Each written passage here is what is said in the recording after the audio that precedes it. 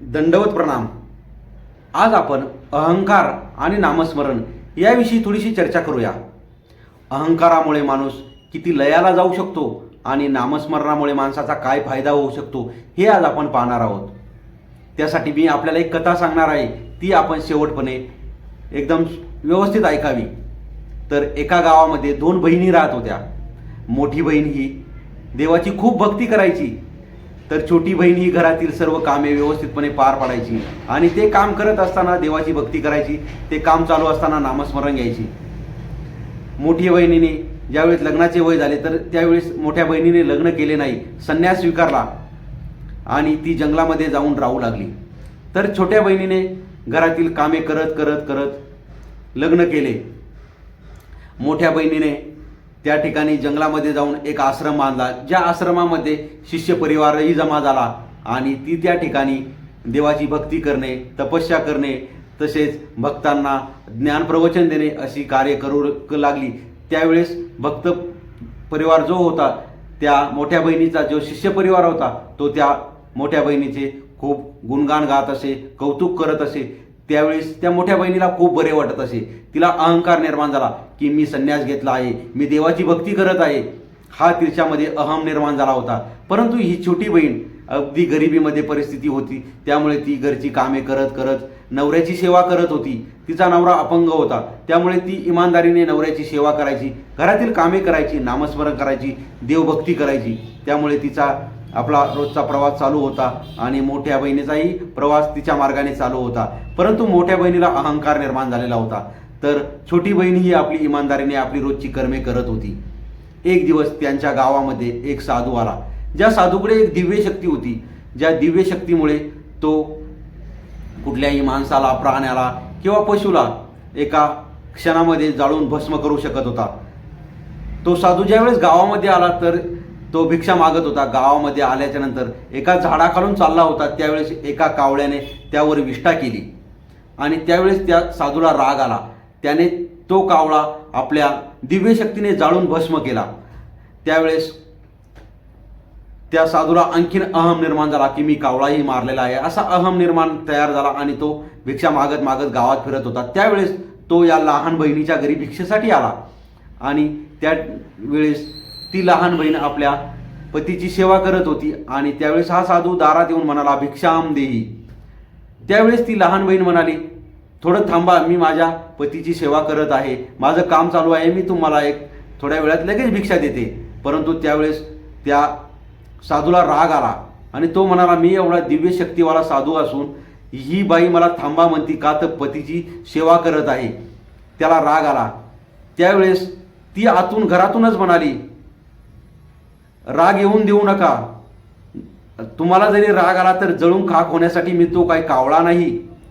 त्यावेळेस त्या साधूचे होश उडाले आणि त्याला वाटले, अरे ह्या बाईला कसे कळाले की मी आता येताना एक कावळा भस्म केला आहे म्हणून.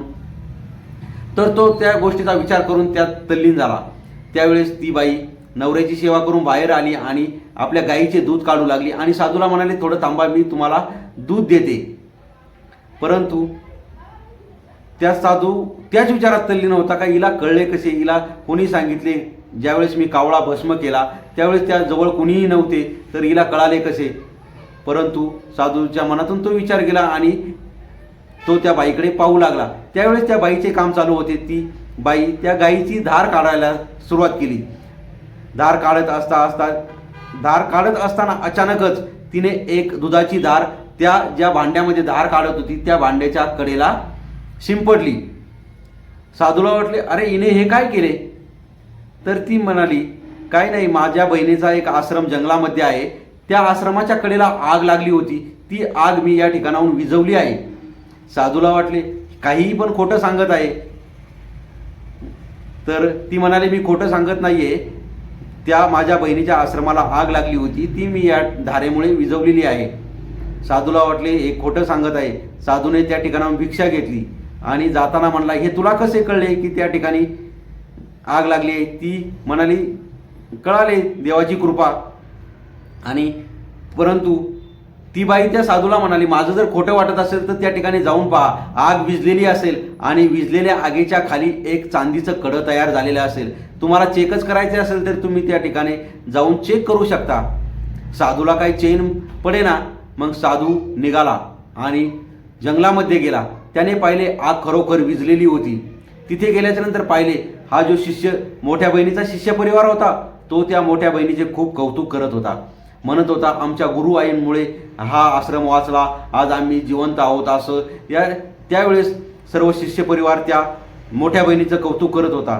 त्यामुळे त्या बहिणीला आणखीनच बरं वाटत होतं, तिलाही अहम निर्माण होत होता. आणि या ठिकाणी तो साधू त्या ठिकाणी पोहोचल्याच्या नंतर तो साधू म्हणाला, नाही, ती आग ह्या गुरुआईंनी विझवली नाही तर गावात यांची एक छोटी बहीण राहते, तिने ही आग विझवली आहे. ती म्हणाली, ती तर संसारिक आहे, ती कशी आग विझवेल, तिच्याकडे कुठली दिव्य शक्ती आहे, तिच्याकडे कुठली सिद्धी आहे. तर तो साधू म्हणाला, नाही, तिने त्या ठिकाणावरून ह्या ठिकाणची आग विझवलेली आहे. तर आपण चेक करूया. या आश्रमाच्या कडेला ज्या ठिकाणी जो जाळ विझला आहे त्या खाली एक चांदीचं कडं तयार झालेलं आहे असं मला तिने सांगितले. आपण चेक करून पाहूया. तर ते त्या ठिकाणी चेक केलं आणि त्या ठिकाणी एक खाली जाळाच्या खाली चांदीचं कडं तयार झालेलं होतं. तर त्यांचा सर्वांचा विश्वास बसला की गावातील जी लहान बहीण आहे तिने ही आग विझवलेली आहे. म्हणजे या ठिकाणी त्या साधूचाही अहंकार गर्वहरण झालं आणि मोठ्या बहिणीचंही गर्वहरण झालं. तर विचार करा, नामस्मरणामध्ये किती ताकद आहे. इमानदारीने आपली कर्मकार्य ती आपली करत होती, परंतु तिने हे केले. आपण हे काल्पनिक कथा समजून ऐकत आहोत. तर विचार करा, त्यावेळेस ही जी घटना चालू होती ती स्वर्गलोकापर्यंत पोचली पाहिजे, विष्णुदेवांपर्यंत गेली पाहिजे. मग ही घटना त्यावेळेस कशी जाणार? तर त्यावेळेस एकच फोन होता, तो म्हणजे नारायण नारायण. नारायणाने ही बातमी लगेच विष्णुदेवाला सांगितली. विष्णुदेवांनी विचार केला, अरे असं कसं होऊ शकतं? कोण भक्त आहे माझी का जिच्याकडे एवढी दिव्य शक्ती तयार झालेली आहे आणि मी तिला मला माहीत नाही, नामस्मरण ती करते. मग विष्णुदेवांनी पाहिलं, ही एक रोज नित्यनेमाने इमानदारीने भक्ती करणारी एक महिला आहे, जी आपल्या नवऱ्याची सेवा करता करता, घरातील कर्मे करता करता रोज नित्यनेमाने भक्ती करते, नामस्मरण करते. तर त्यावेळेस भगवान विष्णुदेव हे प्रसन्न झाले. तर ते म्हणाले, चला आपण या बाईला मोक्षपद देऊन टाकू. त्यांनी लगेच चित्रगुप्त आणि यमराज यांना सांगितले, त्या बाईला मोक्षपद देऊन टाका. तर हे दोघेही कामाला लागले. चित्रगुप्त आणि यमराज दोघेही पृथ्वीवर आले आणि त्या बाईच्या घरी गेले आणि बाईला म्हणाले, चला तुम्हाला आमच्या देवांनी मोक्षपद देण्यासाठी सांगितलेले आहे. ती बाई म्हणाली, माझे रोजचे कामं चालू असते, मी तिथे येऊन काय करू? या ठिकाणी माझ्या नवऱ्याची सेवा कोण करेन? ते अपंग आहेत. तर मला मोक्षपद देता येईल तर मग माझ्याबरोबर यांनाही द्यावं लागेल, कारण यांची सेवा करण्यासाठी इथे कोणीही नाही आणि यांना जर नसेल घ्यायचे तर मीही येणार नाही. परत त्यांना प्रश्न पडला. चित्रगुप्त आणि यमराज यांना थोडं टेन्शन आले. ते परत मागे गेले आणि विष्णुदेवाला म्हणाले, त्या बाईची अशी मागणी आहे की जर मला मोक्षपद देताय तर माझा नवरा इथे एकटा राहील, त्याची सेवा कोण करेल? तर त्यावेळेस विष्णुदेव म्हणाले, आपण तर तिच्यावर प्रसन्न झालेलो आहोत, तिला कुठल्याही परिस्थितीमध्ये या ठिकाणी मोक्षपद आपण देणार आहोत. तर एक काम करा, तिच्याबरोबर तिच्या नवऱ्यालाही मोक्षपद देऊन टाकू. ठीक आहे. त्यावेळेस चित्रगुप्त आणि यमराज हे पृथ्वीवर आले आणि नवऱ्याला म्हणाले, चला तुम्हीही चला बरोबर. तर तिचा नवरा त्यावेळेस म्हणाला, मी मोक्षपद घेऊन काय करू? मी एक तबला वादक, अपंग, एका कुंटण खाण्यावर म्हणजे नाचणाऱ्या ज्या ठिकाणी बाया असतात त्या ठिकाणी मी तबला वाजवण्याचं, भजन गाण्याचं काम करतो. त्या तालावर बाया भजन म्हणतात, नाचतात, गातात. तर मी एकटा येऊन काय करू? तर त्यांनाही बरोबर घ्यावं लागेल. परत पुन्हा चित्रगुप्त आणि यमराज हे परत माघारी गेले आणि देवाला म्हणाले, देवा यावेळेस तिच्या नवऱ्याने आट टाकली आहे की माझ्याबरोबर नाचणाऱ्या बाया घेणार असाल तरच मी येईल. तर ते कारण निमित्त होतं. मग देवाने परत सांगितलं, जा त्या नाचणाऱ्या बायांनाही मोक्षपद देऊन टाका. त्यावेळेस परत चित्रगुप्त हे पृथ्वीवर आले आणि त्या नाचणाऱ्या बायांना म्हणाले, तुम्हीही चला. तर नाचणाऱ्या बाया म्हटल्या, आम्ही तिथे येऊन काय करू? त्या ठिकाणी स्वर्गात तर रंभा, उर्वशी, मेनका या नाचण्यासाठी आहेत. आमचा नाचगाणा कोण पाहिल? आमचा नाचगाणा पाहणे हे आम्हाला आवडेल, परंतु त्या ठिकाणी कोण पाहिलं आमचा नाचगाणं, हे पूर्ण गाव आमचं नाचगाणं पाहत असतं. आणि या पूर्ण गावाला जर तुम्ही बरोबर घेत असाल तर आम्ही तुमच्याबरोबर येतो, नाही तर आम्हाला तुमच्याबरोबर यायचं नाही. पुन्हा चित्रगुप्ताला प्रश्न पडला. चित्रगुप्त पुन्हा देवाकडे गेले आणि म्हणाले, त्या नाचणाऱ्या महिला असं असं म्हणत आहेत की पूर्ण गावाला बरोबर घेत असाल तर मी यायला तयार आहे. मग देवाने सांगितलं पूर्ण गावाला घेऊन या. तर विचार करा, एका बाईमुळे, एका इमानदारीने भक्ती करणाऱ्या बाईमुळे पूर्ण गावाला मोक्षपद मिळू शकतं. ही एक काल्पनिक कथा समजून किंवा एक भागवत कथेमध्ये ह्या कथेचा वापर केला जातो. ही कथा सांगितली जाते. ही कथा आपण नामस्मरण केल्याने काय फायदे होऊ शकतात या अनुषंगाने घ्यायची आहे. या कथेमध्ये जर माझ्याकडून काही चुकले असेल तर मला मोठ्या मनाने माफ करा. तर आपण पाहिले या ठिकाणी साधूला अहंकार होता, त्याच्याही दिव्य शक्तीचा काही उपयोग झाला नाही, त्यालाही मोक्षपद भेटू शकले नाही.